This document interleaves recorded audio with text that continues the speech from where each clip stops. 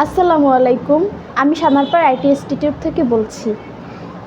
এখানে দেখতে পাচ্ছেন যে আমি একটি টেবিলে জাস্ট বর্ডারগুলো কালার করেছি। কিভাবে বর্ডারটা কালার করেছি আজকে আপনাদের সাথে সেটাই শেয়ার করব।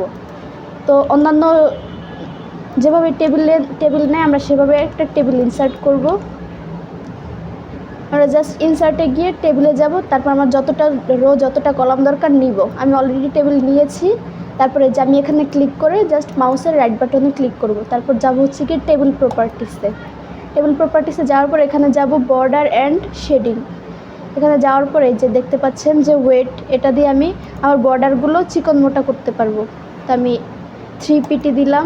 দেওয়ার পর এখানে দেখতে পাচ্ছেন কালারের অপশন আছে, আমি কালার দিলাম। আমার যে কালার আপনার মনে চায় সেই কালার দিবেন। তো আমি দিলাম ব্লু কালারটা।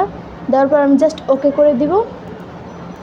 দেখতে পাচ্ছেন যে আমার টেবিলের বর্ডারগুলো ব্লু কালার হয়ে গেছে। আশা করি ভিডিওটা আপনাদের কাছে ভালো লেগেছে। ধন্যবাদ।